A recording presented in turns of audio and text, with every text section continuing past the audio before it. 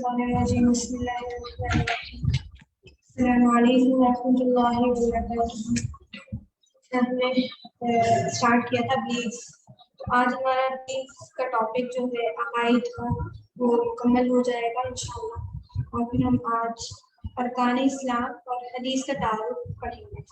ठीक है, तो वक्त हमारे पास कम है, इस वजह से हमें जो है थोड़ा सा फास्ट चलना है ताकि हम बाकी चीज़ें जो है वो भी देख सकें इम्पोर्टेंट जो है। ठीक है, कल हमारे साथ एक और न्यू स्टूडेंट आई थी जो नॉन मुस्लिम थी, तो उनको मैं कहती हूँ कि अगर आपको कोई प्रॉब्लम आ रही है, कोई सवाल है, तो आप है ना पूछ लें, ठीक है, और आपका बिल्कुल जवाब देंगे आपको। और जो भी पिछले लेक्चर थे उसके हवाले से इसी पेज पर सारे जो हमने पढ़े हैं टॉपिक्स, तो वो टॉपिक्स आप पीछे से भी देख सकती हैं। उसके अलावा कोई सवाल हो तो उसमें जो है वो पूछ भी सकती हैं, हम आपको जवाब देंगे इंशाल्लाह। ठीक है, अब जो आखिरी टॉपिक था हमारा तकदीर का, यानी तकदीर पर ईमान, वो हम देखेंगे। तकदीर पर ईमान क्या है? तो कदर, तकदीर का लफ्ज है ना कदर से निकला है। इसके लोग माना है अंदाजा करना और मुकर्रर करना। ठीक है, अंदाजा करना या मुकर्रर करना जो है, अंदाजा करना और मुकर्रर करना कहलाता है इसके जो लोग माना है। ठीक है, कदर यानी तकदीर से मुराद क्या है? कदर यानी तकदीर से मुराद अल्लाह ताला का अपने इल्म और हिकमत के मुताबिक सारी कायनात का उनके वजूद से पहले अंदाजा और फैसला करना है। यानी अल्लाह ताला ने जब कायनात बनाई ना, तो अपने इल्म और हिकमत से तमाम चीज़ों का वजूद और तमाम चीज़ों का वजूद का पहले से ही अंदाजा और फैसला किया। ठीक है, कि कौन सी चीज़ क्या और कैसे और क्या क्या काम सर अंजाम देगी, वो सब अल्लाह ताला ने अपने पास लिखकर महफूज कर लिया। तो इसको जो है तकदीर का ईमान कहते हैं। इस बात पर हमें यकीन रखना है कि अल्लाह ताला ने ये सब पहले से ही तय किया हुआ है। इसके अलावा हम ये भी कह सकते हैं कि तकदीर से मुराद पूरी कायनात, ठीक है, तमाम कायनात और बनी हुए इंसान के अहवाल का वो इल्म जिसे अल्लाह ताला ने लोहे महफूज में लिखवा दिया है। यानी तकदीर से मुराद क्या है कि अल्लाह ताला ने पूरी कायनात और जितने भी इंसान हैं उनके अहवाल का इल्म अल्लाह ताला ने लोहे महफूज में, एक किताब है लोहे महफूज, अल्लाह ताला के पास सारी चीजें महफूज हैं उसमें, वहां पे लिखवा दिया था। अब इसकी हम दलील कैसे हासिल करें, हमें कैसे पता चला कि ये सब अल्लाह ताला ने पहले से ही लिखवा दिया है? तो कुरान में सूरह यासीन है, सूरह यासीन की में है वकुल्ल शैइन अहसैनाहु फी इमामिन मुबीन, और हर चीज को हमने रोशन किताब में अहाता कर रखा है। रोशन किताब से मुराद यहाँ क्या है? लोहे महफूज है। ठीक है, और इससे मुराद क्या हो सकता है? कदर से मुराद हमने पढ़ लिया कि वो अहवाल, वो इल्म जिसे अल्लाह ताला ने पहले से ही महफूज कर लिया। एक और हमने आयत देख ली, अब हम देखेंगे हदीस। हदीस से हमें कैसे पता चला कि ये तमाम चीजें हमें पहले से ही मौजूद थी।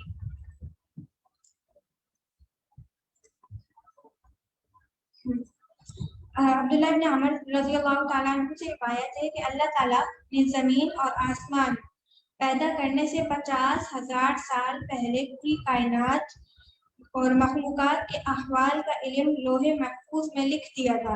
ये उसी वक्त की बात है जब अल्लाह ताला की हुकूमत पानी पर थी, या अल्लाह ताला का अर्श पानी पर था। जब ये दुनिया नहीं थी तो तमाम दुनिया क्या थी? पानी पानी ही थी। और हमें पता है ना, हम साइंस की वजह से भी हम देखते हैं तो हमें पता चलता है कि 90% जो है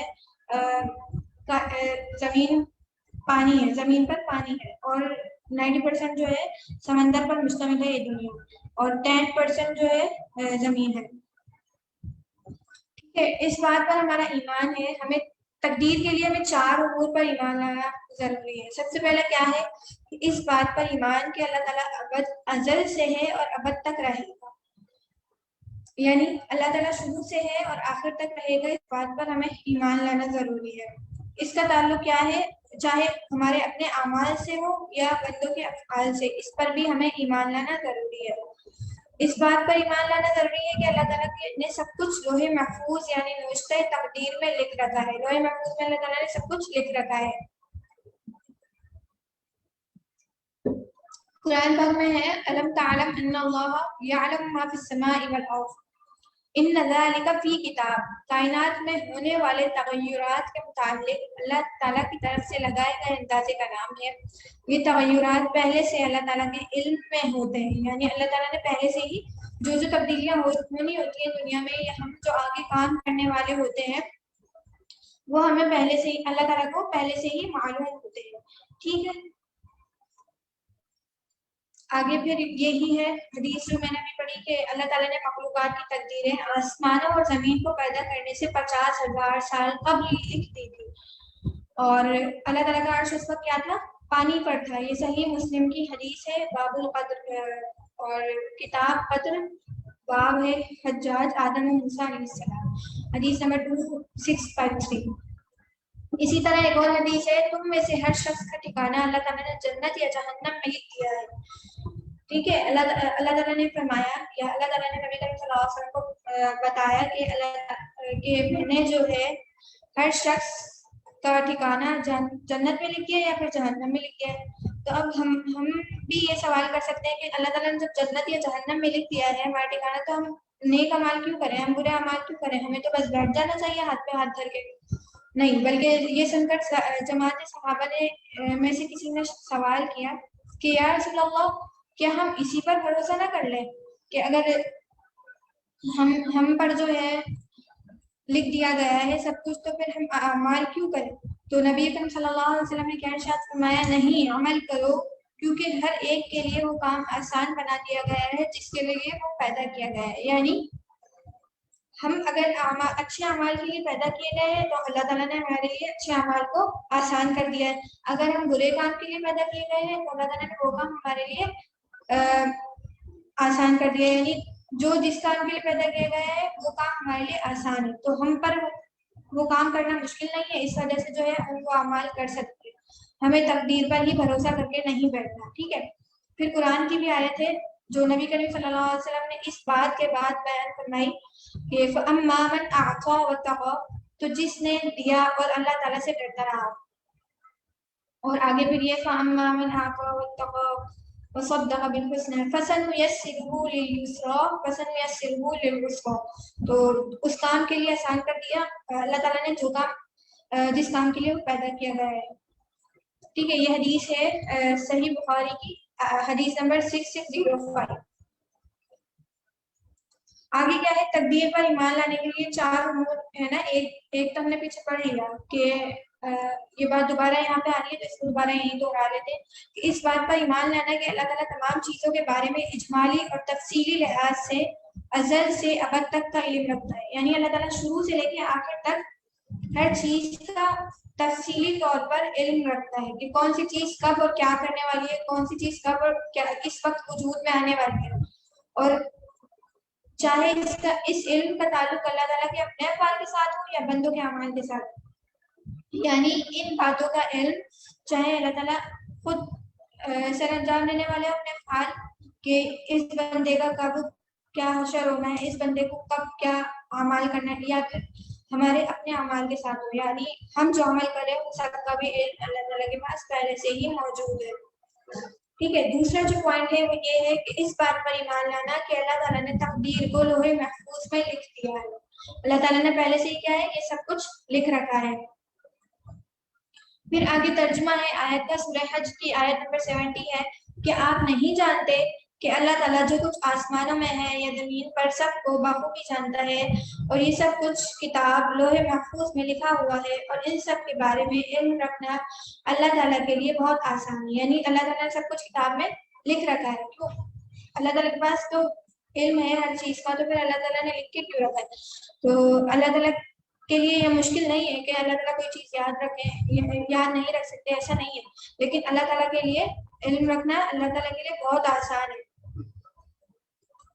یہ تو اللہ تعالیٰ نے اس لیے لکھا ہے تاکہ فرشتوں کو اللہ تعالیٰ جب کام سپورٹ کرے تو ان کے لیے آسانی ہو. ٹھیک ہے، اب کیا ہے صحیح مسلم میں پھر ہم نے پڑھ لی والی حدیث کے عرش پر پانی پر تھا، اور اس کے علاوہ ایک اور حدیث ہے یہ بھی حضرت عبداللہ بن عمر بن العاص سے ہے کہ آپ فرماتے ہیں کہ میں نے رسول اللہ صلی اللہ علیہ وسلم کو فرماتے ہوئے سنا، آپ فرما رہے تھے اللہ تعالیٰ نے آسمان و زمین کی تخلیق سے 50,000 سال پہلے ہی تمام مخلوقات کی تقدیریں لکھی تھی۔ کیا فرما رہے کہ آسمان و زمین کی تخلیق سے پہلے، یعنی آسمان بھی نہیں تھا اس وقت، زمین بھی نہیں تھی، اس سے 50,000 سے پہلے تمام مخلوقات کی تقدیر لکھ دی تھی۔ اسی طرح آپ صلی اللہ علیہ وسلم نے فرمایا سب سے پہلے اللہ تعالیٰ نے کیا پیدا فرمایا؟ قلم کو پیدا فرمایا اور اسے حکم دیا لکھو۔ قلم سب سے پہلے جو ہے اللہ تعالیٰ نے پیدا فرمایا اور اسے حکم دیا کہ لکھو، تو قلم نے کہا یا رب العالمین میں کیا لکھوں؟ تو اللہ تعالیٰ نے اسے فرمایا قیامت قائم ہونے تک آنے والی مخلوقات کی تقدیریں لکھو، یعنی قیامت تک جتنی بھی مخلوقات آئیں گی یا جو کچھ بھی احوال ہوں گے، جو کچھ بھی اعمال ہوں گے، ان سب کی تقدیریں لکھ دو۔ ٹھیک ہے، یہ دو باتیں ہو گئی، ایک تو لوہے محفوظ میں سب کچھ محفوظ ہے اور اس کے علاوہ اللہ تعالیٰ ہر عمل جانتا ہے شروع سے لے کے آخر تک۔ تیسری جو بات ہے وہ یہ ہے اس بات پر ایمان ہو کہ ساری کائنات کے امور مشیت الہی کے بغیر نہیں چل سکتے، یعنی اس بات پر ہمیں یقین ہو، ایمان ہو کہ اللہ تعالیٰ کے حکم کے بغیر کوئی بھی کام نہیں ہو سکتا، چاہے یہ افعال اللہ سبحانہ و تعالیٰ کی ذات سے تعلق رکھتے ہوں یا مخلوقات سے۔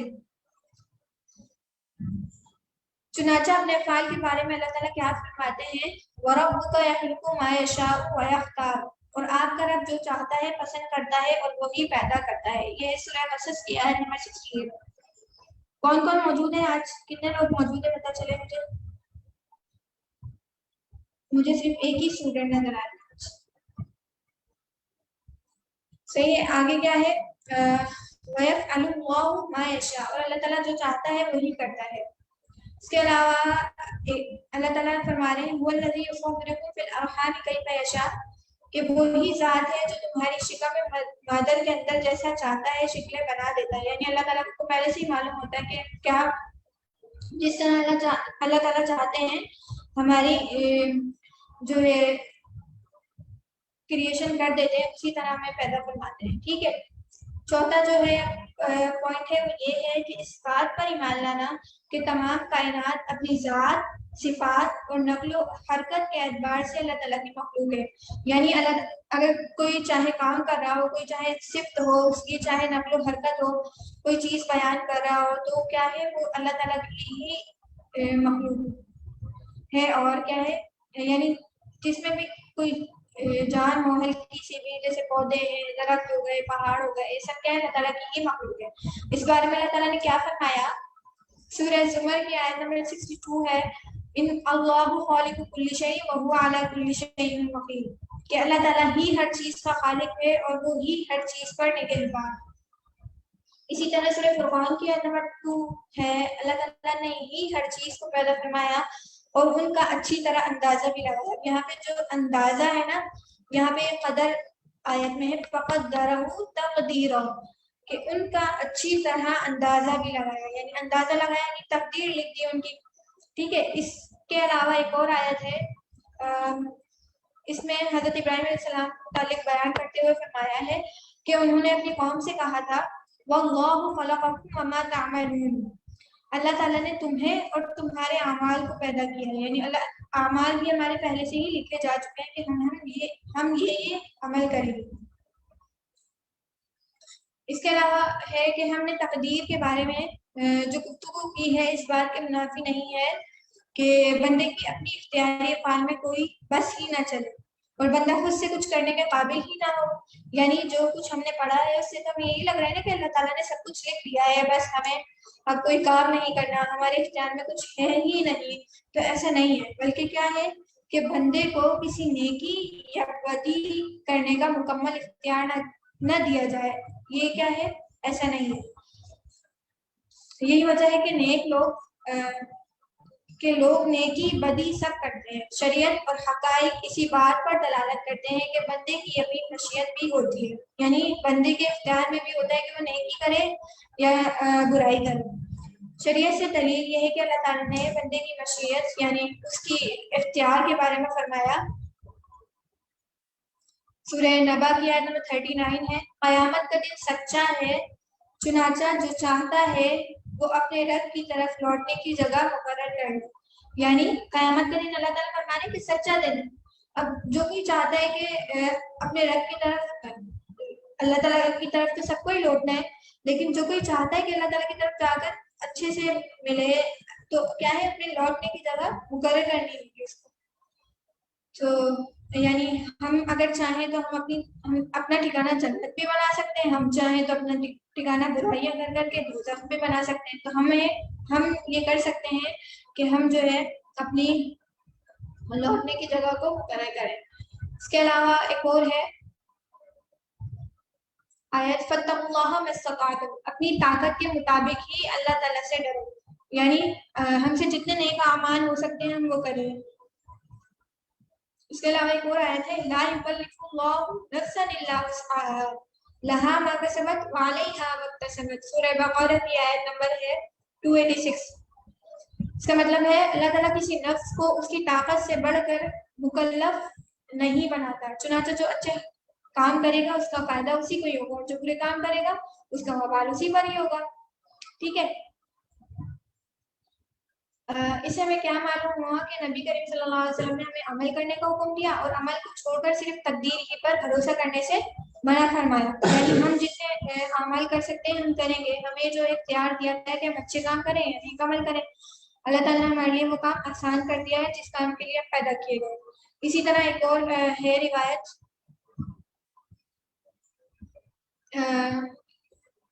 روایت ہے کہ میں جو راوی ہے وہ بیان فرما رہے ہیں کہ میں عبداللہ بن مسعود کی خدمت میں حاضر ہوا تو میرے سوال کرنے پر انہوں نے بھی اسی طرح بیان فرمایا۔ پھر میں حضرت حذیفہ بن یمان کی خدمت میں حاضر ہوا تو انہوں نے، اچھا یہ شروع سے ہے کہ ایک صحابی ہیں، ان کے ذہن میں ایک سوال پیدا ہوا تو وہ حضرت ابی بن کعب کی خدمت میں حاضر ہوئے اور انہوں نے عرض کیا میرے دل میں تقدیر کے متعلق کچھ شبہ سا واقع ہوا ہے، یعنی کوئی شک واقع ہو گیا ہے، آپ اس بارے میں مجھے کچھ ارشاد فرمائیں، شاید اللہ تعالیٰ میرے دل سے وسوسے کو دور فرما دے۔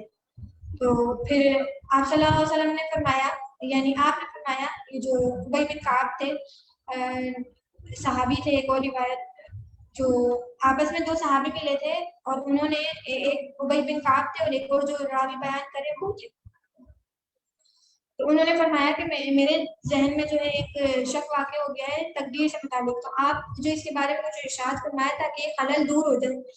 تو فرمایا، آپ نے فرمایا اگر اللہ تعالیٰ تمام اہل آسمان اور اہل زمین کو عذاب دے دے تو اس کے باوجود وہ ان کے لیے ظالم نہیں ہے، یعنی اللہ تعالیٰ چاہے تو ہم پر ظلم جتنا چاہے کرے تب بھی جو ہے وہ اللہ تعالیٰ ظالم نہیں کہلائیں گے۔ اگر وہ ہم پر رحم فرمائے تو اس کی رحمت ان کے اعمال سے بہتر ہوگی، یعنی اللہ تعالیٰ ہم پر رحم فرمائے تو یہ کیا ہے، ہمارے عمل سے بہتر ہوگی اللہ تعالیٰ کی رحمت۔ اور اگر اللہ تعالیٰ ہم پر ظلم کرے، جبکہ اللہ تعالیٰ ظالم نہیں ہے لیکن پھر بھی اللہ تعالیٰ ہم پر ظلم کرے تو کیا ہے، وہ ہمارے اپنے گناہوں کے سبب ہوگی، اور اگر اللہ تعالیٰ ہم پر رحم فرمائے تو وہ ہمارے اعمال سے بہتر ہوگی۔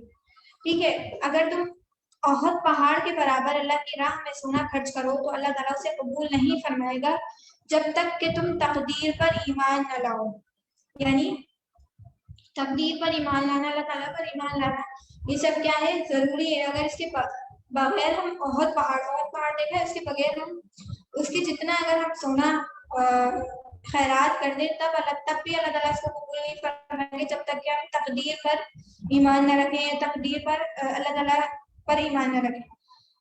ٹھیک ہے، اور یہ نہ جان لو کہ جو کچھ تمہیں ملا ہے وہ رکنے والا نہ تھا اور جو نہیں ملا وہ ملنے والا نہ تھا، یعنی جو کچھ ہمیں ملا ہے وہ رکنے والا نہیں تھا، ہمیں ملنا تھا ہر صورت میں، ہمارے جو تقدیر میں لکھا ہوا تھا، اور جو ہم سے روک لیا گیا ہے وہ ہماری تقدیر میں تھا ہی نہیں، اس لیے وہ ہمیں نہیں ملا۔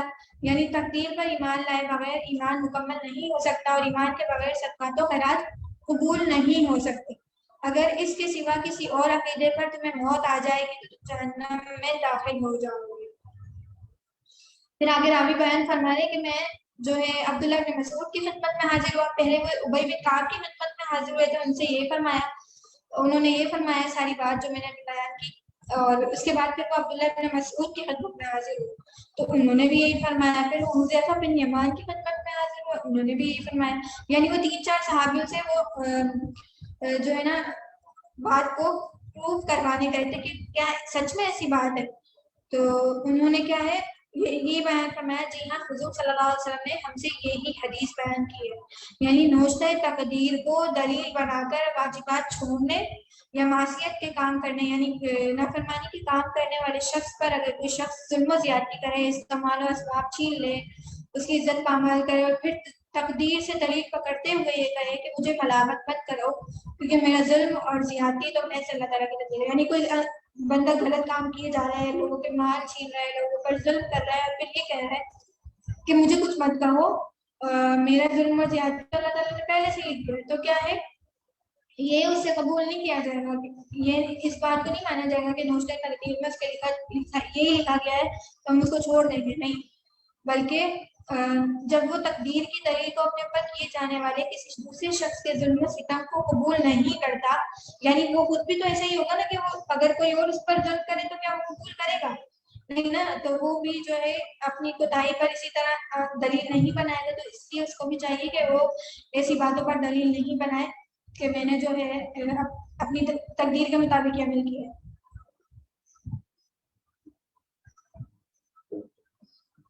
اس کے آگے ایک اور واقعہ ہے کہ حضرت عمر بن خطاب رضی اللہ تعالیٰ عنہ کے سامنے ایک طور کا مقدمہ پیش ہوا. تو حضرت عمر رضی اللہ تعالیٰ عنہ نے اس کے ہاتھ قلم کرنے کا حکم جاری فرمایا, یعنی اس کے ہاتھ کاٹنے کا حکم جاری فرمایا.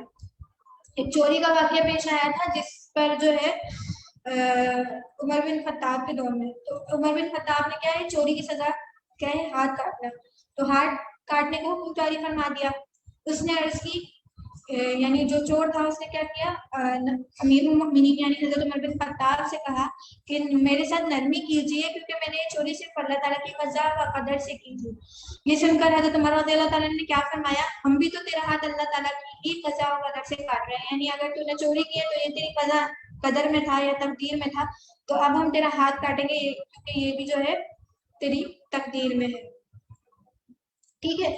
اب کیا ہے کہ ایک اور واقعہ ہے, وہ بھی حضرت عمر رضی اللہ تعالیٰ سے ریلیٹ کرتا ہے.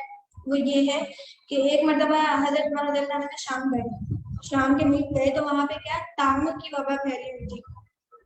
بیماری کا نام ہے جو پھیلتی ہے جیسے آج کل کورونا وائرس ہے, تو اس طرح پہلے زمانے میں طاعون ہوا کرتی تھی.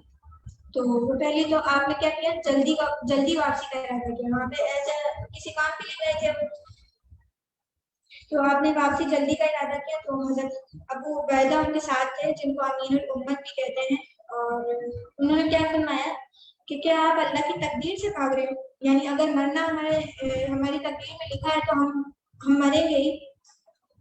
تو انہوں نے فرمایا کہ آپ تو اللہ تعالیٰ کی تقدیر سے بھاگ رہے ہیں.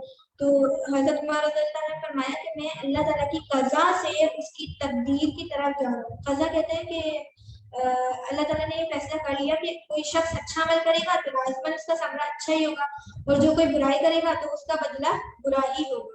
تو اب وہ کیا چاہ رہے کہ میں یہاں سے نکل جاؤں, کیونکہ وہ وہاں کے رہنے والے نہیں تھے, کسی کام کے لیے وہاں سے آئے تھے, شام آئے تھے, تو اس لیے انہوں نے چاہا کہ میں وہاں سے نکل کر اپنے ٹھکانے جلد پہنچ جاؤں اپنا کام نمٹا کر. تو انہوں نے کیا کہا کہ میں اللہ کی قضا سے تقدیر کی طرف جاؤں. مطلب اس کا کیا ہوا کہ اگر طاعون جیسا مرض کسی علاقے میں پھیل گیا تو اور وہ کسی دوسرے علاقے میں پہنچ کر اس مرض سے بچ جائے تو کیا ہے میرا بچ جانا خدا کی تقدیر یعنی اللہ تعالیٰ کے علم میں ہی ہوگا, خدا کی تقدیر سے ہی میں ایسا کر رہا ہوں. یعنی اگر وہ وہاں سے بچ کر نکل گئے, ہو سکتا ہے وہ ان کی تقدیر میں یہ ہو کہ وہ پہلے ہی وفات پا جائیں, تو وہ وہاں پہ ہی وفات پا سکتے ہیں, اتنی مہلت ان کو ملے گی ہی نہیں کہ وہ وہاں سے نکلے.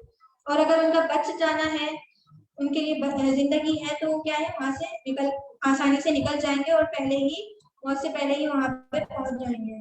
اور ہو سکتا ہے ان کی موت وہاں پر جا کر لکھی ہو تو وہ وہاں پہ بھی جا کر بچ نہیں سکتے. ٹھیک ہے. اب تقدیر کی نا 3 اقسام ہوتی ہے. ایک ہوتی ہے تقدیر مبرم حقیقی, دوسری ہوتی ہے تقدیر مبرم غیر حقیقی, تیسری ہوتی ہے تقدیر معلوم. کون سی ہوتی ہے؟ 3 ہوتی ہیں. جو میں یہاں لکھ کے بیان کر رہی ہوں. تقدیر مبرم حقیقی, دوسری ہوتی ہے تقدیر مبرم غیر حقیقی, چوتھی ہوتی ہے, تیسری ہوتی ہے تقدیر معلق. تین ہوتے ٹوٹل, یہ آپ کے سامنے بھی آ جائے گی.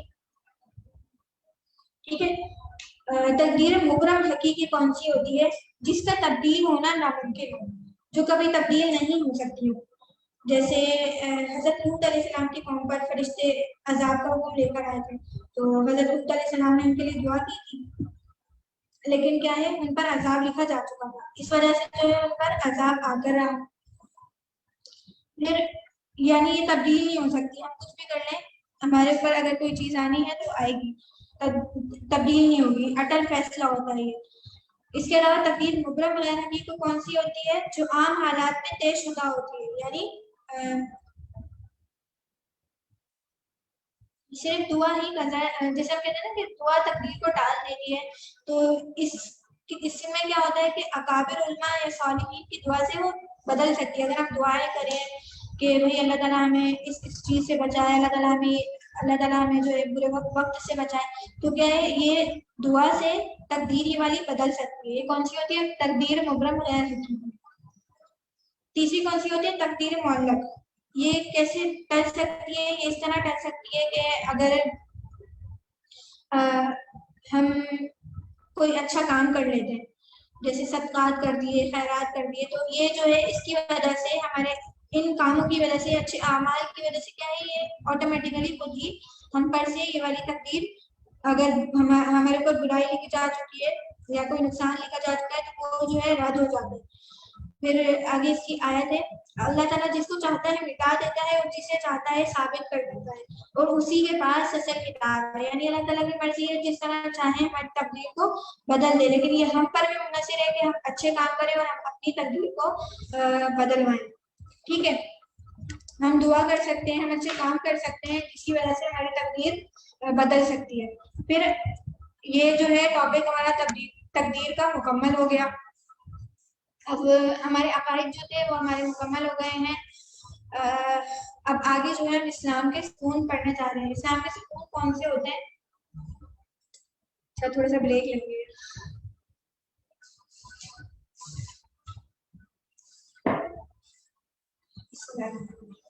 اچھا, ہم نے اب تک بلیفس پڑھے, عقائد پڑھے. عقائد کیا تھے ہمارے؟ وہ اس کا تعلق دل سے تھا. اب یہاں پہ جو بات آ رہی ہے وہ ہے ارکان کی. ارکان کا تعلق کس سے ہے؟ ارکان کا تعلق جو ہوتا ہے نا وہ ہمارے عمل سے ہوتا ہے. ٹھیک ہے, فرق کیا ہے؟ دونوں ہی بنیادی چیزیں ہیں, بنیادی ہیں, ان کے بغیر ہمارا ایمان مکمل نہیں ہے.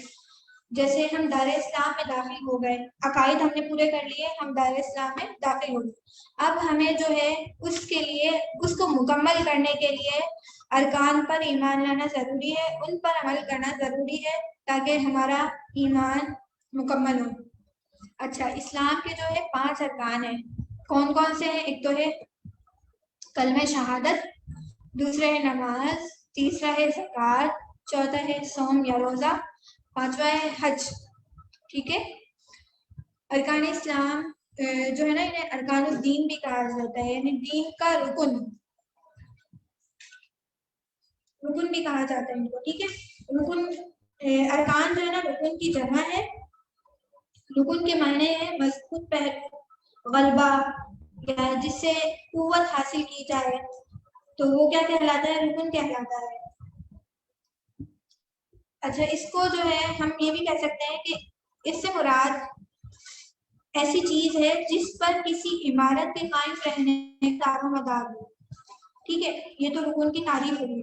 اب ارکان اسلام کی کیا تعریف ہے؟ ارکان اسلام سے مراد دین کے وہ بنیادی اصول ہیں جن پر اسلام کی پوری عمارت قائم ہے. ٹھیک ہے, یہ ہو گیا. اب اس کی دلیل ہمیں ملتی ہے کہ کتنے ارکان ہیں. حدیث ہے, نبی اکرم صلی اللہ علیہ وسلم کا ارشاد گرامی ہے, بنی الاسلام علی خمس, شہادت لا الہ الا اللہ وان محمد عبدہ ورسولہ واقام الصلاۃ وایتاء الزکاۃ والحج وصوم رمضان. یہ بخاری اور مسلم میں حدیث ہے. اس کا ترجمہ یہ ہے کہ اسلام کی عمارت 5 ستونوں پر ہے. ٹھیک ہے، 5 ستون ہیں اسلام کے.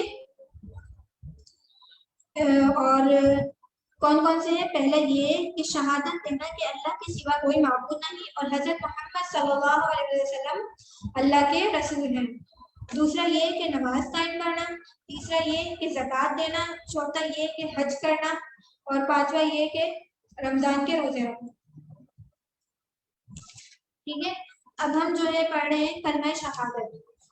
5 ہو گئے نا. کون کون سے رکن ہم نے دیکھے؟ کہ نماز، روزہ اور زکوٰۃ، حج. پہلا جو ہے وہ ہے کلمہ شہادت. کلمہ لکھا نظر آ رہا ہوگا آپ کو ماشاء اللہ. ٹھیک ہے، لا الہ الا اللہ محمد رسول اللہ. شہادت یا کلمہ. شہادت کے معنی کیا ہیں؟ ہم بچپن میں پڑھتے ہیں کلمہ شہادت. شہادت کے معنی کیا ہے؟ گواہی دینا. گواہی دینا کس بات کی؟ کہ اللہ تعالیٰ کے سوا کوئی عبادت کے لائق نہیں اور حضرت محمد صلی اللہ علیہ وسلم اللہ کے رسول ہیں. اور اس بات کی گواہی دینا اور زندگی میں اپنانا ہر مسلمان کا اولین فرض ہے. یعنی کہ اول فرض ہے کہ وہ کلمہ پڑھے. کلمہ پڑھ کر ہی ہم اسلام میں داخل ہوتے ہیں نا. تو جو کوئی اسلام میں داخل ہونا چاہتا ہے تو اس کے لیے کیا ضروری ہے کہ وہ کلمہ توحید کا اقرار کرے. یعنی کلمہ مکمل پڑھ لے، لا الہ الا اللہ محمد رسول اللہ. اس بات کے لیے اس کے لیے وہ ضروری ہے. اور اس میں کیا ہے؟ شرک کی نفی بھی ہو جاتی ہے. ساری چیزیں جو ہے دل سے اقرار کرنا اور زبان سے اقرار کرنا ضروری ہے. ٹھیک ہو گیا. کلمہ شہادت یہ ساری چیزیں اس میں آ جاتی ہیں کہ اللہ تعالیٰ پر ایمان رکھنا اور رسول اللہ صلی اللہ علیہ وسلم کو اللہ تعالیٰ کا رسول جاننا.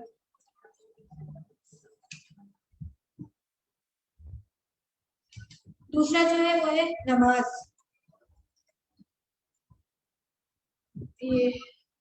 دوسرا ہے نماز.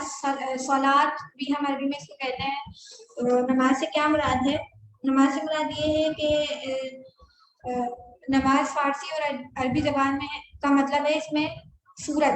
یعنی ہم ایک خاص شکل میں اللہ تعالیٰ کے سامنے کھڑے ہوتے ہیں نا. خاص شکل میں اللہ تعالیٰ کے سامنے کھڑے ہو کر نماز پڑھتے ہیں. خاص صورت ہوتی ہے ہماری کہ ہم رکوع کرتے ہیں. خاص صورت ہوتی ہے کہ ہم سجدہ کرتے ہیں. تو نماز عبادت کی ایک صورت ہے. ٹھیک ہے. روزانہ دن رات میں کتنی نمازیں فرض ہیں؟ 5 نمازیں فرض ہیں: فجر، ظہر، عصر، مغرب اور عشاء. اچھا، ابھی ہم نے کلمہ پڑھ لیا. ٹھیک ہے. کلمہ پڑھنے کے بعد اب ہم پر ہر مسلمان پر سب سے پہلا کیا فریضہ ہم پر عائد ہوتا ہے کہ ہم نماز پڑھیں. ٹھیک ہے.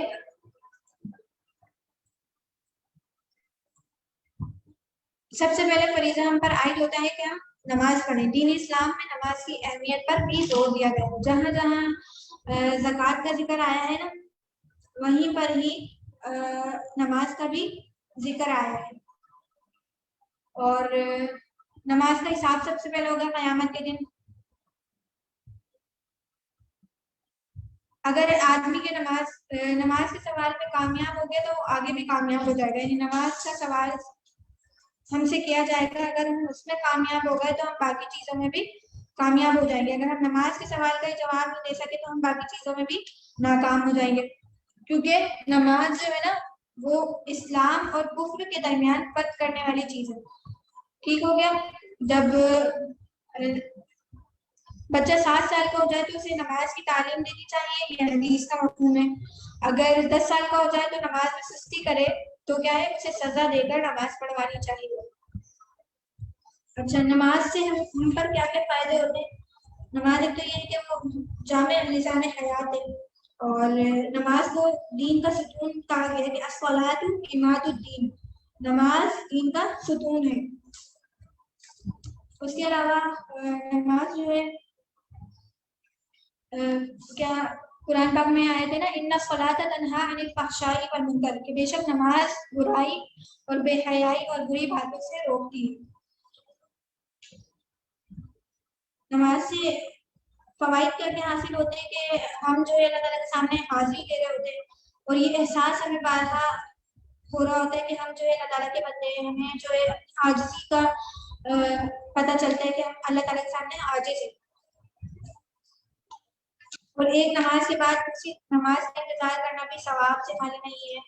اور یہ ساری چیزیں آ جاتی ہیں اس میں نماز میں. اب تیسرا جو رکن ہے وہ کیا کہلاتا ہے؟ زکوٰۃ. 2 رکن ہم نے پڑھ لی، کلمہ، دوسرا نماز، تیسرا ہے زکوٰۃ.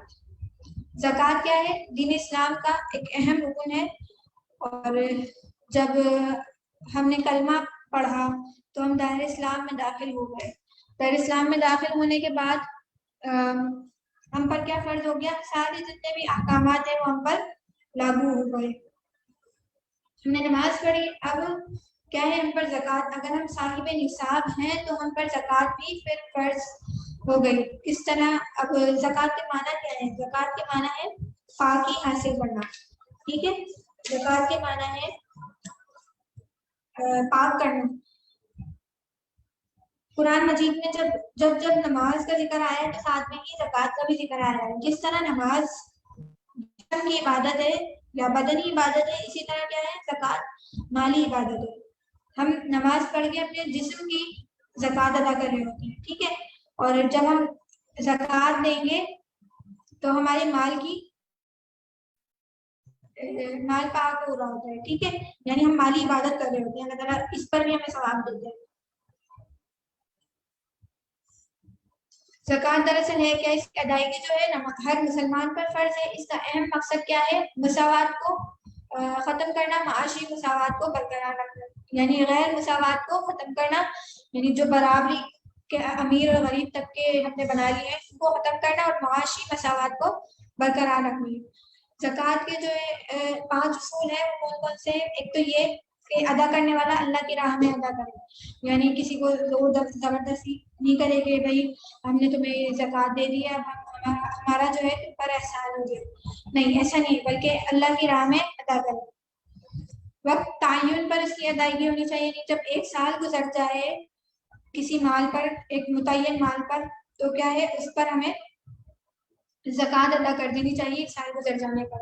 پھر زکوٰۃ ادا کرنے کے بعد اس کی تشہیر نہیں ہونی چاہیے. نہیں، ہم نے زکوٰۃ ادا کی اور پھر لوگوں کو بتایا کہ ہم نے فلاں فلاں کو زکوٰۃ دی، ہم نے فلاں کو اتنی زکوٰۃ دی، ہم نے فلاں کو یہ دیا، ہم نے فلاں کو وہ دیا. نہیں، ایسا نہیں ہونا چاہیے. پھر اس کے بعد اگر زکوٰۃ کی رقم سے بھی زیادہ ادا کی جا رہی ہو تو ایسی صورت میں بھی تشہیر نہیں ہونی چاہیے. اچھا، ایک اور پوائنٹ کیا ہے کہ ادائیگی مال ہی کی شکل میں ہونی چاہیے. یعنی ہم زکوٰۃ دے رہے ہیں تو ہمارے پاس مال ہے تو ہم مال کی ہی شکل میں زکوٰۃ دیں.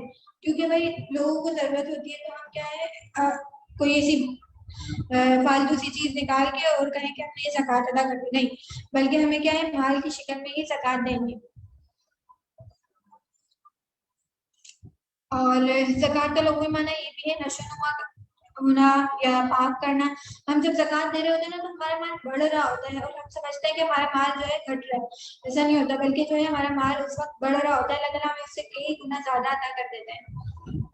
اور جو لوگ صاحب حیثیت ہوں ان پر اللہ تعالیٰ نے فرض کیا ہے کہ وہ اپنی دولت سے مخصوص حصہ اللہ کی راہ میں خرچ کریں تاکہ دولت گردش کرتی رہے. یعنی امیروں کے پاس سے نکل کر دولت غریبوں کے گھر میں بھی جائے، یعنی وہ جو ایک ڈائریکشن میں گھومتی رہے. تو یہ کیا کہلائے گا؟ یہ جو ہے زکوٰۃ گردش کر رہی ہے، دولت جو ہے گردش کر رہی ہے، یہ کہلائے گا.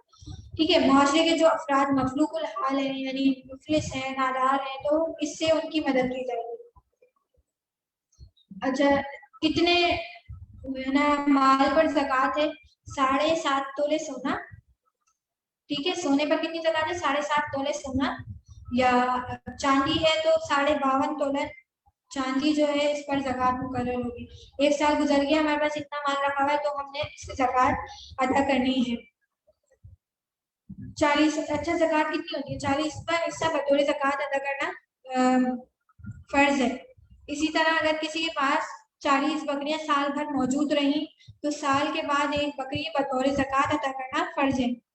اسی طرح گائے ہیں یا اونٹ ہیں، یہ ساری چیزیں جو ہیں ان کا نصاب الگ الگ ہے. یہ پھر کبھی ہم ڈیٹیل میں دیکھیں گے. ابھی صرف ہم دیکھ رہے ہیں کہ زکوٰۃ اسلام کا بنیادی رکن ہے اور ہمیں زکوٰۃ ادا کرنی چاہیے. اب کیا ہے؟ روزہ. رمضان بھی آنے والے ہیں، زیادہ دور نہیں، تو یہ روزہ دین اسلام کا بنیادی رکن ہے. اس کو عربی میں صوم کہتے ہیں. اور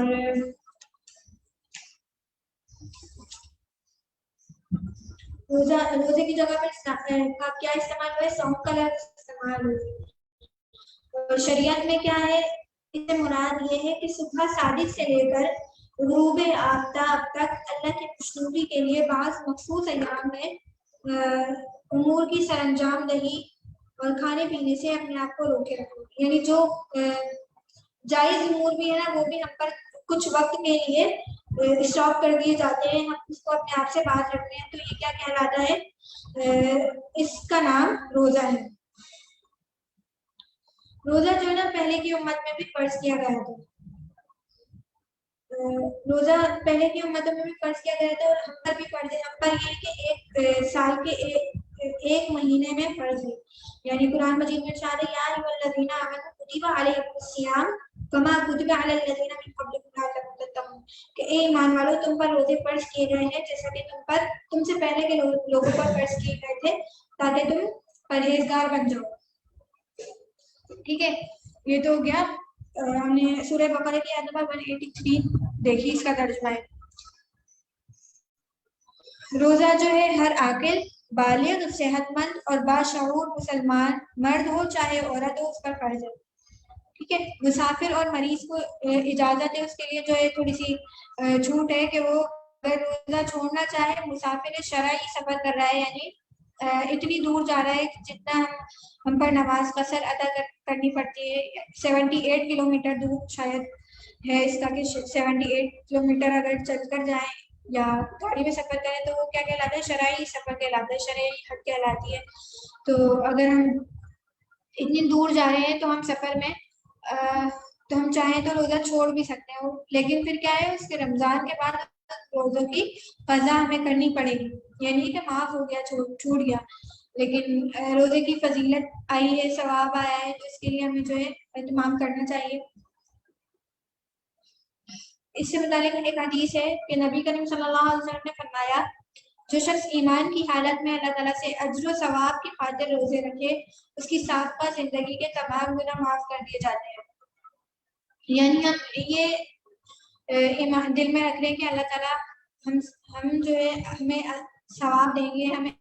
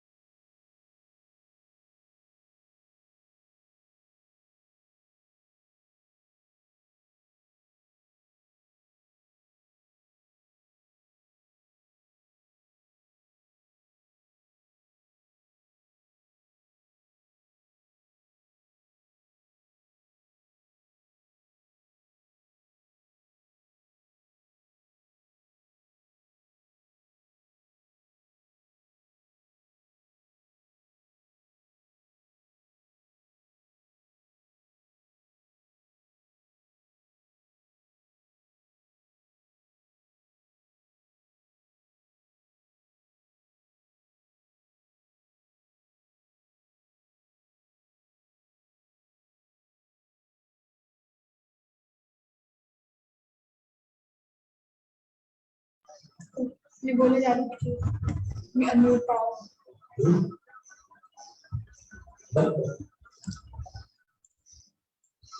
اچھا ہم نے یہ ساری چیزیں پڑھی, کلمہ پڑھا, ہم نے نماز پڑھی, پھر زکوٰۃ پڑھا, پھر روزہ پڑھا. اب ہم پڑھنے جا رہے ہیں حج. حج جو ہے دین اسلام کا 5واں رکن ہے, اور یہ صاحب استطاعت شخص پر فرض ہے کہ پیچھے جو ہے اپنے چھوڑ کر بھی جائے اور زیر کفالت اشخاص کی پوری ضرورت بھی پوری کرے. اس کے بعد جو ہے سفر بیت اللہ بھی اس کے پاس اتنا خرچہ ہو کہ وہاں جا کر بھی وہ اپنے جو ہے جو خرچ اخراجات ہیں وہ پورے کر سکے. تو اس شخص پر لازم ہے, یعنی وہ صاحب استطاعت شخص ہے, اس شخص پر لازم ہے کہ وہ حج ادا کرے. ٹھیک ہو گیا. رسول اللہ صلی اللہ علیہ وسلم نے فرمایا کہ حج مبرور کی جزا جنت ہے, یعنی اللہ تعالیٰ اس کو جنت میں اعلیٰ مقام عطا فرمائیں گے. اب مناسک میں کیا کیا چیزیں شامل ہیں, کچھ چیزیں شامل ہیں ان کو ہم دیکھ لیتے ہیں. حج میں احرام باندھنا, سب سے پہلے تو نیت, پھر احرام باندھنا, پھر بیت اللہ شریف کا طواف کرنا ہے, پھر صفا اور مروہ کی سعی کرنا, بال کٹوانا, مینا میں حاضری دینا, وقوف عرفہ اور مزدلفہ میں قیام وغیرہ شامل ہے. یہ چیزیں اس میں شامل ہے, اور اس کے علاوہ بھی وغیرہ بھی ساری چیزیں آ گئی. ٹھیک ہے, مناسک الگ سے ایک ڈیٹیل ایک ٹاپک ہے. ابھی ہم دیکھ رہے ہیں کہ بنیادی چیز کیا ہے. اچھا, حضرت علی رضی اللہ تعالیٰ عنہ کا ارشاد ہے کہ جو شخص قدرت کے باوجود حج نہیں کرتا ہوا یہودی ہو کر مرے چاہے عیسائی ہو کر, یعنی اسلام پر اس کے خاتمے کا امکان نہیں ہے. اس کا کیا مطلب ہوا کہ جو ہے ہم اتنے صاحب استطاعت شخص ہیں پھر بھی ہم جو ہے بنیادی چیزوں پر عمل نہیں کر رہے, تو اللہ تعالیٰ کو کوئی فرق نہیں پڑتا کہ وہ اللہ تعالیٰ جو ہے اللہ تعالیٰ کو پھر ہماری پرواہ نہیں ہے. یعنی اسلام پر ہمارے خاتمے کا امکان مشکل ہے. تو اگر یہ بنیادی چیزیں نا ان میں سے کوئی ایک رکن بھی نہ ہو, یعنی دین کی عمارت ہی نامکمل رہے گی, تو پھر ہم کس طرح سے جو ہے اس بات کو کر سکتے ہیں. ہم جیسے فار ایگزامپل ہم کوئی گھر بناتے ہیں تو اس میں بنیاد ڈالتے ہیں نا, بنیاد میں سے اگر کوئی ایک اینٹ بھی کم ہو جائے تو کیا وہ عمارت قائم رہ سکتی ہے؟ نہیں نا. تو اسی طرح یہاں سے اگر کوئی بھی ایک بنیادی چیز کو نکال دیں تو ہماری جو اسلام کی بنیاد ہے نا وہ نامکمل رہتی ہے. تو یہ تھے ایک اور حدیث ہے اس متعلق کہ حج کرنے کے بعد انسان گناہوں سے یوں پاک صاف ہو جاتا ہے گویا وہ آج پیدا ہوا ہو. یعنی کوئی بچہ پیدا ہوتا ہے تو بے گناہ پیدا ہوتا ہے نا, وہ بالکل پاک اور صاف ہوتا ہے گناہوں سے. اسی طرح جو کوئی حج کر کے آتا ہے تو وہ جو ہے گناہوں سے پاک اور صاف ہو جاتا ہے. ٹھیک ہو گیا. یہ ہم نے پڑھ لیے, ایک تو ارکان پڑھ لیے, ہم نے بلیفس پڑھ لیے, انٹروڈکشن آف قرآن پڑھ لیے. اب جو ہمارا آج کا قرآن سے متعلق یا حدیث سے متعلق ٹاپک ہے وہ آخری ٹاپک ہے حدیث کا تعارف. اس کے بعد جو کل سے ہم پڑھیں گے وہ ہوگا ہسٹری اور سیرت نبی صلی اللہ علیہ وسلم. تھوڑی سی ہم ہسٹری بھی دیکھیں گے اور تھوڑی سی سیرت بھی دیکھیں گے. تو ابھی جو قرآن سے متعلق تھا یہ چیزیں ہم آج اس کا آج آخری ٹاپک ہوگا. ٹھیک ہے, تو ہم کل بات کر رہے تھے ہم قرآن کی, اس سے پہلے بلیف سے پہلے بات کر رہے تھے قرآن کی. تو جہاں پر قرآن کی بات ہو وہاں پر حدیث کی بات نہ ہو تو ایسا کیسے ممکن ہے. تو آج ہم حدیث کا بھی جو ہے انٹروڈکشن دیکھیں گے کہ دراصل حدیث ہے کیا. حدیث سے مراد ہے کہ حدیث کا جو لفظی معنی ہے نا وہ آتا ہے خبر. ٹھیک ہے, حدیث کے لفظی معنی ہے خبر دینا یا بات چیت. لیکن حدیث ایک جو ہے نا ایک باقاعدہ ایک لفظ ہے. اس سے کیا مراد ہے وہ یہ ہے کہ حدیث سے مراد کو اقوال اعمال مراد ہیں جو رسول اللہ صلی اللہ علیہ وسلم کی جانب منسوب ہیں. یا ہم یہ بھی کہہ سکتے ہیں کہ حدیث جو ہے اس خبر کا نام ہے جس کے ذریعے ہمیں رسول اللہ صلی اللہ علیہ وسلم کا کوئی قول, فعل یا تقریر معلوم ہو. اس طرح حدیث کی 3 قسمیں بنتی ہیں. اس طرح حدیث کی جو ہے 3 قسمیں بنتی ہیں. کون کون سی؟ اچھا, کل کسی نے سوال کیا تھا کہ حدیث کی اقسام بتا دیں. تو بنیادی حدیث کی جو ہے نا 3 اقسام ہیں. باقی اصول حدیث سے ریلیٹڈ ہے وہ پھر ہم کبھی دیکھیں گے, لیکن بنیادی جو ہے نا حدیث کی 3 اقسام ہیں. کون کون سی؟ ایک حدیث قولی اور حدیث فعلی اور حدیث تقریری. ٹھیک ہو گیا. حدیث قولی کون سی ہوتی ہے؟ ہم سب سے پہلے پڑھیں گے حدیث قولی. ہم نے ابھی کیا دیکھا کہ حدیث سے مراد کیا ہے؟ اقوال ہے، اعمال ہے اور تقریرات ہیں. تو اس سے قولی، فعلی اور تقریری حدیث کی اقسام بنی. حدیث قولی سے کیا مراد ہے؟ حدیث قولی سے مراد ہے وہ حدیث جو رسول اللہ صلی اللہ علیہ وسلم نے کسی بات کرنے یا نہ کرنے کے بارے میں کچھ ارشاد فرمایا ہو. اس معاملے میں آپ صلی اللہ علیہ وسلم کی دی ہوئی ہدایات، زبانی ہدایات کا تذکرہ موجود ہے. یعنی جو کوئی قول رسول اللہ صلی اللہ علیہ وسلم کا ہو تو وہ کیا کہلائے گا؟ قولی حدیث کہلائے گی. یا نبی کریم صلی اللہ علیہ وسلم نے کوئی کام کرنے کا حکم دیا ہو اور کسی کام سے رک جانے کا کہا ہو تو وہ کیا کہلاتا ہے؟ حدیث قولی کہلاتا ہے. اسی طرح دوسرا جو ہے، دوسری جو بنیادی قسم ہے حدیث کی وہ ہے حدیث فعلی. حدیث فعلی سے مراد کیا ہے؟ وہ ہے جس میں راوی نے حضور اکرم صلی اللہ علیہ وسلم کا اختیار کردہ کوئی عمل اور طریقہ بیان کیا ہو.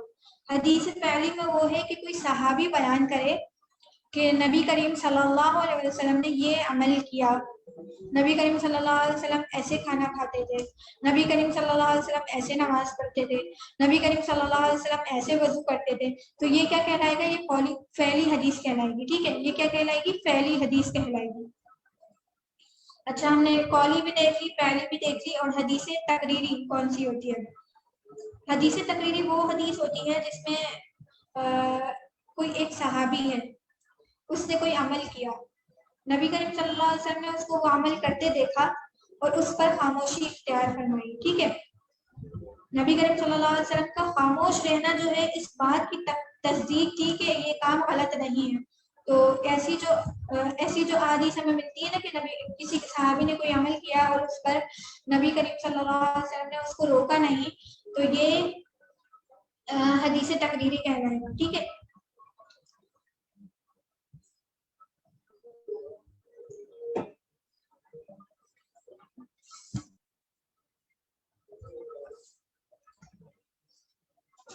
اچھا، حدیث پر عمل کرنا جو ہے قرآن پاک سے ثابت ہے کہ ہمیں حدیث پر عمل کرنا ہے، اور حدیث جو ہے حجت ہے ہمارے لیے. حدیث رسول کی اسی حیثیت کو واضح کرنے کے لیے اللہ تعالیٰ ارشاد فرما رہے ہیں وَمَا يَنْطِقُ عَنِ الْهَوَىٰ إِنْ هُوَ إِلَّا وَحْيٌ يُوحَىٰ. یعنی رسول صلی اللہ علیہ وسلم اپنے سے نہیں بولتے، وہ بس اللہ کے پاس سے آئی ہوئی وحی ہوتی ہے. یعنی حدیث بھی وحی کے ذریعے ہی نازل ہوئی ہے، اور لیکن الفاظ جو ہے نبی کریم صلی اللہ علیہ وسلم کے، اور مفہوم جو ہے اللہ تعالیٰ کا. ٹھیک ہو گیا. اسی طرح حدیث پر ہم عمل کریں، اس کی حجت جو ہے ہمیں قرآن سے ہی ملتی ہے. اللہ تعالیٰ نے سورہ نساء کی آیت نمبر 80 میں فرمایا کہ جس نے رسول اللہ صلی اللہ علیہ وسلم کی اطاعت کی اس نے اللہ کی اطاعت کی. اچھا، میں ایک سوال کر رہی ہوں یہاں پہ، وہ یہ ہے کہ ابھی ہم نے حدیث کی کتنی اقسام پڑھی ہیں؟ بنیادی اقسام پڑھی ہیں ابھی ہم نے حدیث کی، وہ کتنی اقسام پڑھی ہیں؟ کون جواب دے رہا ہے؟ میں دیکھتی ہوں. حدیث کی ہم نے ابھی کتنی اقسام پڑھی ہیں؟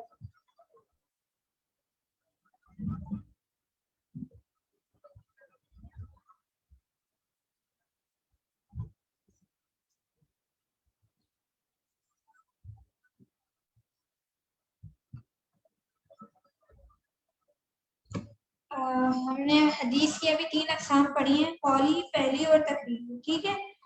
اچھا، اب حدیث کے مقابلے میں نا ایک اور لفظ بھی استعمال ہوتا ہے سنت کا، وہ بھی ہم دیکھیں گے کہ اس سے کیا مراد ہے. ٹھیک ہے. ابھی ایک اور آیت ہم پڑھنے جا رہے ہیں، وہ ہے سورہ آل عمران کی آیت نمبر 31 ہے کہ آپ فرما دیجئے کہ اگر تم خدا تعالیٰ سے محبت رکھتے ہو تو تم لوگ میری اتباع کرو. یعنی اگر ہم اللہ تعالیٰ سے محبت کا دعویٰ کرتے ہیں نا تو ہمیں رسول اللہ صلی اللہ علیہ وسلم کی اتباع کرنی پڑے گی، تو خدا تعالیٰ بھی تم سے محبت کرے گا. یعنی اگر ہم اللہ تعالیٰ کی سے محبت کا دعویٰ کرتے ہیں تو ہمیں اتباع کس کی کرنی پڑے گی؟ رسول اللہ صلی اللہ علیہ وسلم کی. تو اس کے مقابلے میں کیا ہوگا کہ اللہ تعالیٰ بھی ہم سے محبت کرنے لگیں گے. آگے آیت میں ہے کہ نیز جو شخص رسول اللہ صلی اللہ علیہ وسلم کا حکم نہ مانے اسے قرآن نے مومن قرار نہیں دیا. یعنی ہم اللہ تعالیٰ کو تو مان رہے ہیں لیکن رسول اللہ صلی اللہ علیہ وسلم کا کوئی حکم نہیں مان رہے تو ہم کیا ہیں؟ مومن نہیں ہیں. اور قرآن میں کہا گیا ہے کہ وہ شخص اس دنیا میں مصیبت میں ہی مبتلا رہے گا اور آخرت میں دردناک عذاب چکھے گا. اسی طرح رسول اللہ صلی اللہ علیہ وسلم نے خود ارشاد فرمایا کہ تمہارے لیے میری سنت لازم ہے. اور ایک اور حدیث میں ہے کہ میں تمہارے درمیان دو چیزوں کو چھوڑے جا رہا ہوں جب تک تم ان دونوں کو مضبوطی سے تھامے رہو گے ہرگز گمراہ نہ ہوگے. اور وہ کیا ہے؟ کتاب اللہ ہے یعنی قرآن مجید ہے. اور دوسری کیا چیز ہے؟ سنت رسول صلی اللہ علیہ وسلم ہے. ٹھیک ہے. اچھا ابھی ہم نے دیکھا تھا کہ سنت بھی ہوتی ہے، حدیث کے علاوہ سنت بھی ہے.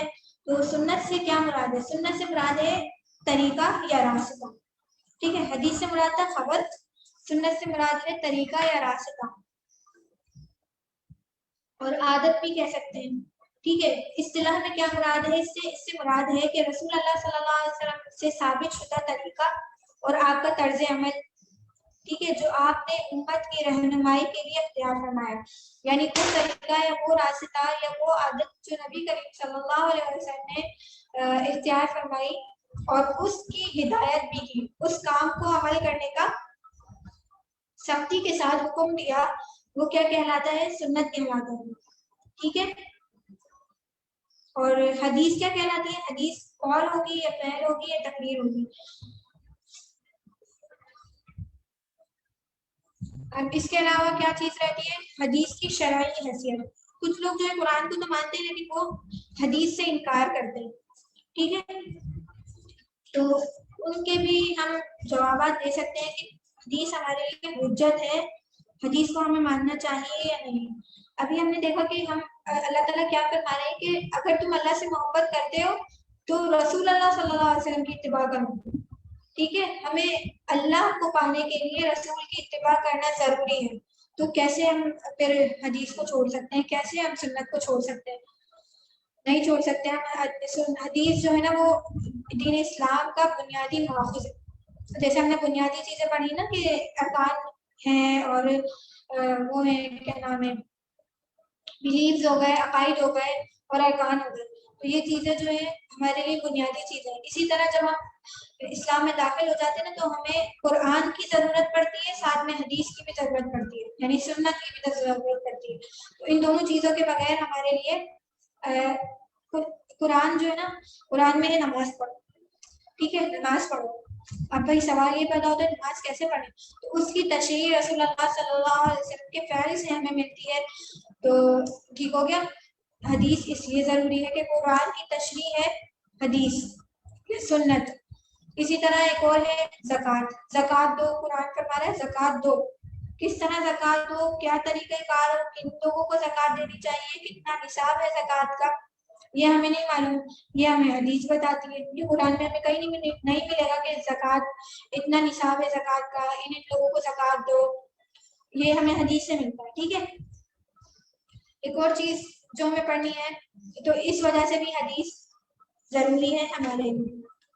اور بھی بہت ساری چیزیں اس میں ڈیٹیلز میں آ سکتی ہیں لیکن فی الحال ہم چونکہ بنیادی چیزیں دیکھ رہے ہیں اس وجہ سے صرف اتنا کافی ہے.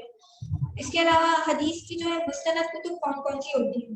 حدیث کی کچھ مستند کتب بھی ہیں جن کو اکثر سوالات بھی آ جاتے ہیں ٹیسٹ وغیرہ میں. تو حدیث کی مستند کتب کون سی ہے؟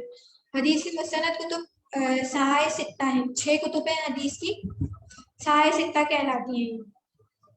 ٹھیک ہے. اس کا مطلب کیا ہے؟ صحاح کا مطلب ہے صحیح یا مستند اور ستہ سے مراد ہے 6. یعنی حدیث کی کتابوں کا چھ حدیث کی کتابوں کا مستند اور مشہور مجموعہ کیا کہلاتا ہے؟ صحائح ستہ کہلاتا ہے. اور ان کتابوں کو اسلامی تعلیم سمجھنے میں کیا بنیادی حیثیت حاصل ہے؟ کون کون سی کتابیں؟ ان کے نام کیا ہیں؟ پہلی ہے صحیح بخاری. یہ امام بخاری کی تصنیف ہے. محمد بن اسماعیل بخاری ان کا پورا نام تھا. اسی طرح صحیح مسلم ہے. یہ امام مسلم کی ہے. ان کا نام تھا مسلم بن حجاج. तीसरी है जामिअ तिरमिजी, ये है इमाम अबू ईसा तिरमिजी की है। इसी तरह चौथी किताब है सुनन अबू दाऊद, ये है इमाम अबू दाऊद सुलेमान बिन अशअस की। और पांचवी जो किताब है वो है सुनन नसाई, निसाई निसाई बोलते हैं लोग इसको, निसाई नहीं है, सुनन नसाई इसको पढ़ेंगे, ठीक है। इमाम नसाई ने ये लिखी है, इमाम नसाई का पूरा नाम था अहमद बिन शुएब। छठी जो किताब है वो है सुनन इब्ने माजा, और ये किसकी थी, इमाम इब्ने माजा ने लिखी थी। इनका पूरा नाम था अबू अब्दुल्लाह मोहम्मद बिन यजीद कज़वीनी, कज़वीन शहर से ताल्लुक रखते थे इसलिए इनको कज़वीनी कहा जाता है। ठीक हो गया। ये 6 किताबें मुस्तनद किताबें साहिह सित्ता कहलाती हैं, लेकिन कुछ किताबें ऐसी भी हैं जो साहिह सित्ता के अलावा है लेकिन वो मुस्तनद है। कौन कौन सी है वो हम देखते हैं। मुअत्ता इमाम मालिक है, तो मुअत्ता इमाम मालिक है ना, हदीस की सबसे पहली किताब है बाकायदा जो मुरत्तब शक्ल में हमारे सामने आई है, वो मुअत्ता इमाम मालिक है। किसने लिखी है, मालिक बिन अनस है। ये एक ताबी थे, सहाबियों थे, सहाबियों से जिन्होंने मुलाकात की और उसी पर ईमान की हालत में वफात पाई, तो वो ताबीई कहलाते हैं। ठीक हो गया। इमाम मालिक जो है ना शेखुल इस्लाम के नाम से भी जाने जाते हैं, और ये अहले सुन्नत की नज़र में वो फिक्र के मुस्तनद तरीन उलमा में से एक उलमा है। इसके अलावा एक मुस्तदरक हाकिम है, मुस्तदरक अला सहीहीन इन्होंने लिखी थी। ये भी जो है अहले सुन्नत के मशहूर हैं, नीशापुर से ताल्लुक रखते थे, और इनकी किताबों का हदीस का मजमूआ मुरत्तब हुआ तो ये क्या कहलाया, मुस्तदरक हाकिम कहलाई, मुस्तदरक अला सहीहीन। और इसके अलावा इमाम अबू हनीफा की है किताबुल आसार, वो भी हदीस की किताब है। ठीक हो गया। ये आज हमने 3 टॉपिक देख लिया अल्हम्दुलिल्लाह। थोड़ा सा लेक्चर लेंदी हो गया, बीच में थोड़ी सी टेक्निकल प्रॉब्लम भी आई, इस वजह से भी टाइम थोड़ा सा ज्यादा लग गया। आज हमने क्या देखा, आखिरी अकीदा देखा, वो था तकदीर पर ईमान। इसके बाद हमने अरकान देखे जिसमें हमने शहादत या गवाही देते हैं हम इस बात पर कि अल्लाह ताला, एक सवाल क्या आया था इस मुतालिक, शहादत तो दूसरा कलमा है, नहीं हम बात कर रहे हैं कलमे की, कलमा ये भी गवाही ही है। कलमे में भी हम, पहले कलमे में भी हम ईमान की गवाही देते हैं ना, इस्लाम की गवाही देते हैं कि अल्लाह ताला के सिवा कोई इबादत के लायक नहीं है, और मोहम्मद सल्लल्लाहु अलैहि वसल्लम अल्लाह ताला के बंदे और उसके रसूल हैं। तो ये क्या है, शहादत है या कलमा है, या हम इसके जरिए इस्लाम में दाखिल होते हैं इस शहादत को देकर। तो जी बिल्कुल, शहादत दूसरा कलमा है, कलमा शहादत दूसरा ही कलमा है, लेकिन हम बात कर रहे हैं यहाँ पे इस्लाम के अरकान की। तो ये जो कलमा शहादत है या पहला कलमा जो है वो किस में आता है, ईमान की गवाही में आता है। तो ये इस्लाम का पहला रुकन है। उम्मीद है बात वाज़ेह हो गई होगी।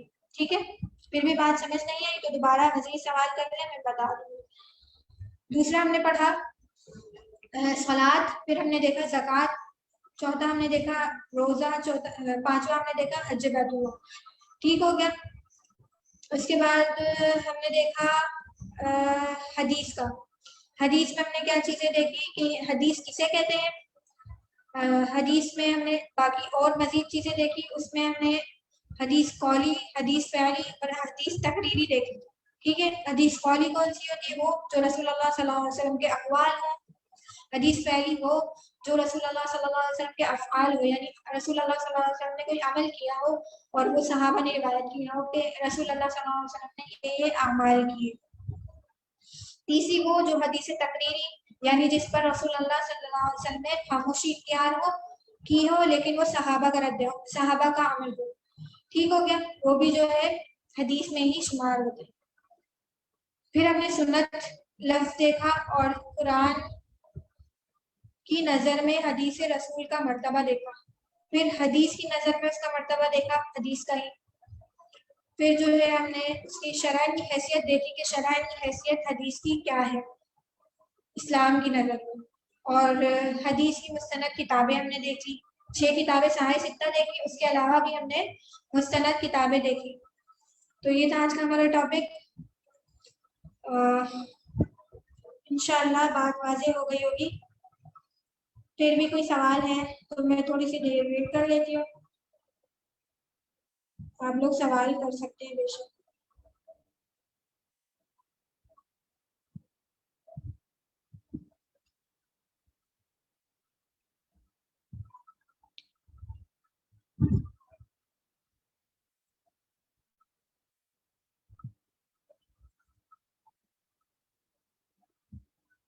किसी का कोई सवाल है? कोई भी सवाल हो इस मुतालिक जो भी हमने पढ़ा या पिछला जो हमने पढ़ा?